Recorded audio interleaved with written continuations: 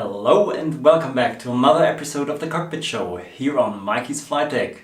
Today with the cockpits from Stefan, Sebastian and Daniel.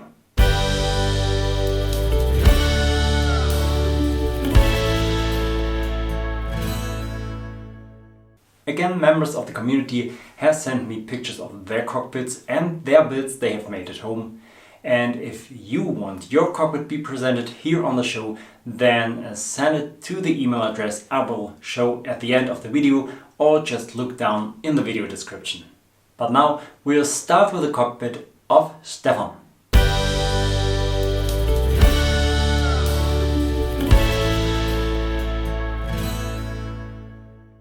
Here we are with a fully finished shell of the cockpit, and already 2 seats are installed herein.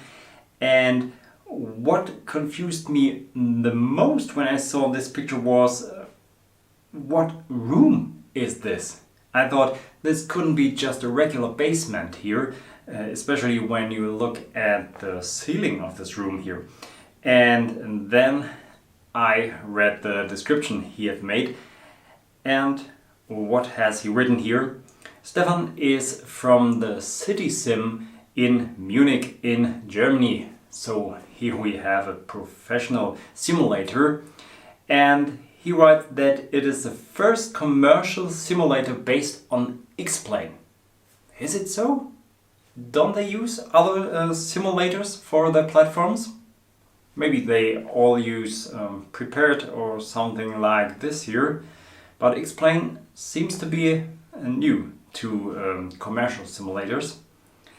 So what is he writing there? He hasn't done much with wood and sanding, but he has made discussions with nearly all developers and to bring them to support X-Plane. They all supported ProSim and Project Magenta, but no one seems to be support X-Plane.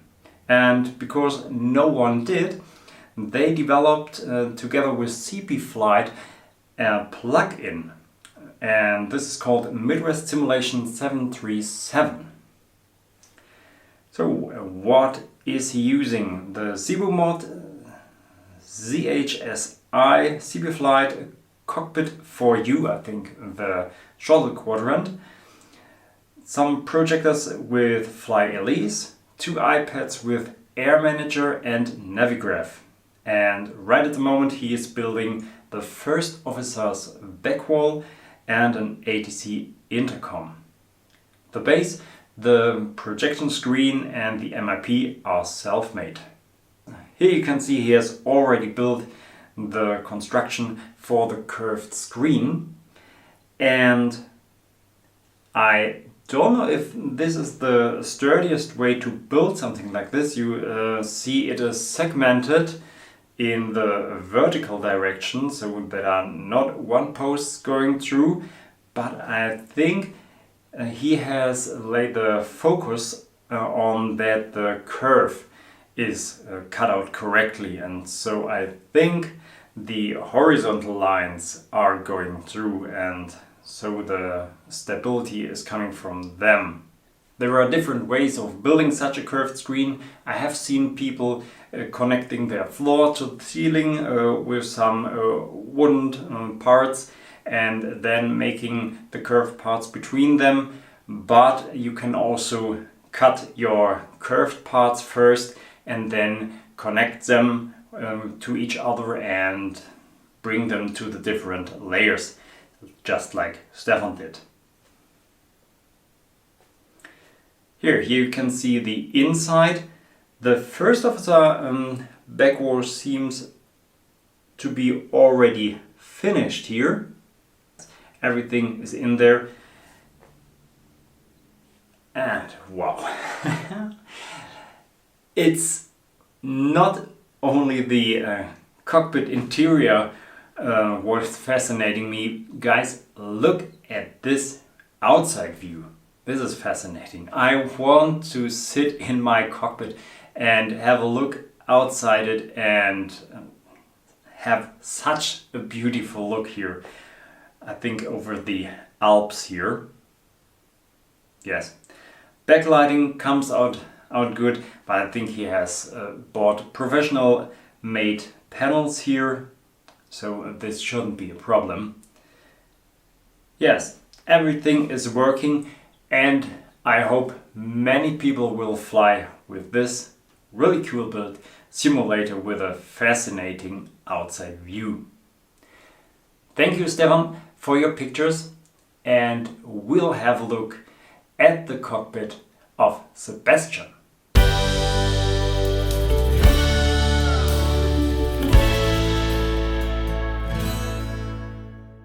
He is, I think, really well known in the Facebook community of the Cockpit Builders group because he's making really much by his own. And here we have a look at his MIP panel in the construction process. I don't know if all these panels are made by himself. I think he's making many panels here. Especially PCBs for some of these components he's designing by himself. So, yes, everything is here in the MIP. The gear handle already installed here. Yes, and this is a very high quality EFIS panel here. I think with 3D printed knobs here, and the 3 layers of the panel here are not distanced too much from each other. So I think he is using really small components here in the back, or even PCB behind this here to connect all these components. Yes, really great. And a throttle quadrant. And this is something I would be interested in. It is 3D printed here, this throttle quadrant. If I would have to guess, I would say yes. These are 3D printed parts. There are some throttle quadrants out there in the web now coming these days, which you can print out, and some are designed very, very good. Also motorized ones. Yes. Absolutely clean built throttle, just some labeling to do and a little bit of lighting, and then you're ready to go. Wow, and a CDU here.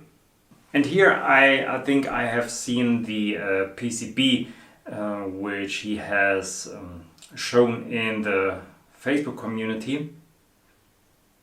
Yes, really great. I think when this lights up, it really looks like the real one. And there we are with some components already placed to each other here, the throttle quadrant in the cockpit and the yoke. Really good. Is this an original yoke? Just the yoke itself here. And some other panels are in production. And this is, I would say, the seat everyone is building when it comes to building a seat by yourself. Yes, I think the only disadvantage of this model here is that it isn't height adjustable. I have seen some pictures of someone designing a really high quality seat built by its own, but it isn't released yet. I think if I would have to build a seat, I would choose this design too. I'm always thinking of how I can make this height adjustable. I haven't come out with an idea until now. But are you really adjusting it often? especially when you are the only person that is flying in your cockpit. I don't think so. And if not everyone is sitting perfect in your cockpit and missing a centimeter up or down, then it should be okay for you. Yes, very good. Just a little bit of fabric and you're ready to go. Some people are also designing a headrest in this seat here, but I don't think it's necessary. Oh, and here we have a look also at the glare wings and underneath these glare wings, and I think this is made by himself here. Yes, making this smooth transition between the MIP panel and the glare wing here. Really clean work. And another picture here of the glare wings without these annunciators installed here.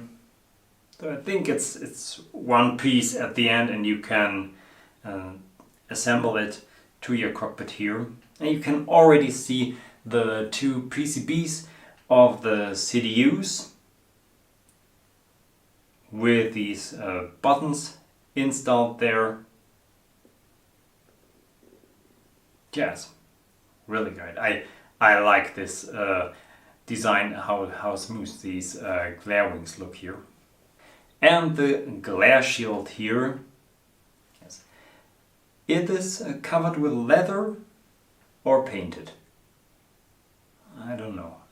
I think with a glare shield cover on top, your cockpit looks much more finished, even if it is in the construction process here. When I laid this there on top at the first time, I had to sit in the cockpit and just looked at it and thought, yes, this can be my cockpit in the future. Looks really cool here. So, yes, and here a different angle at the end. Here, Sebastian, good made MIP, a good looking throttle quadrant. Everything will fit together really nice at the end, I think. Keep on building this thing. Keep on building your dream. And we will come to our last cockpit for today, the cockpit of Daniel.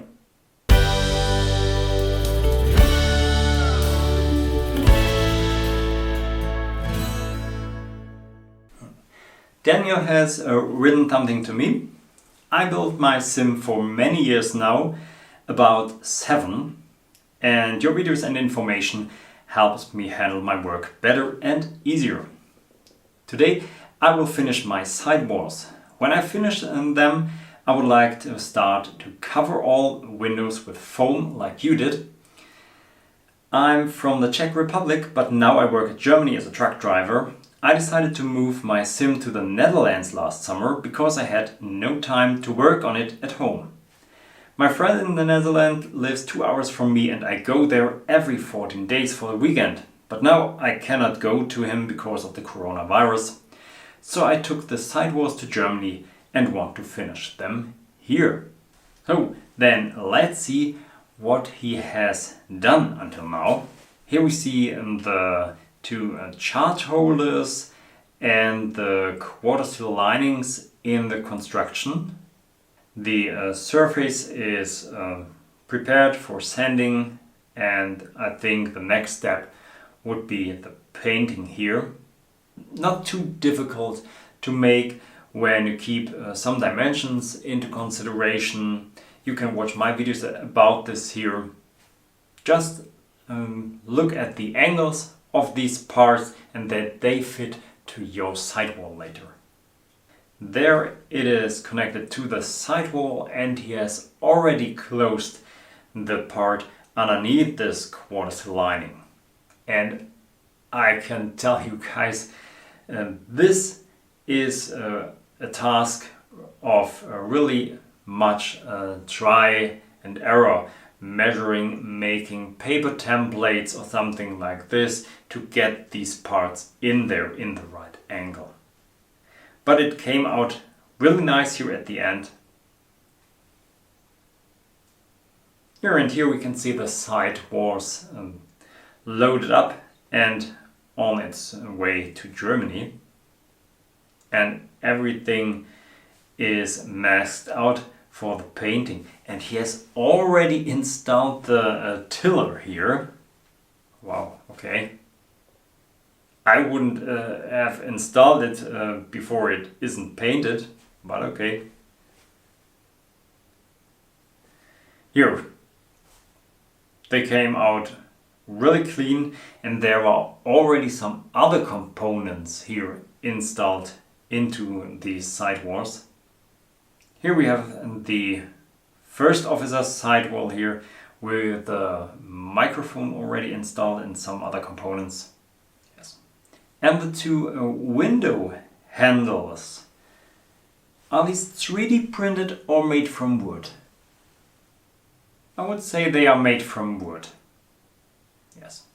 Yeah, I think they are wooden ones.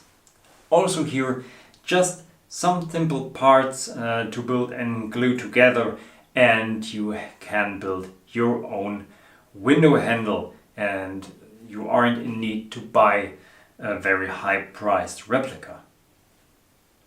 And here it is again. Didn't I say everyone is building this chair here?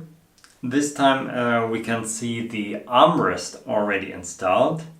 Yes, you can bring this up to leave the chair.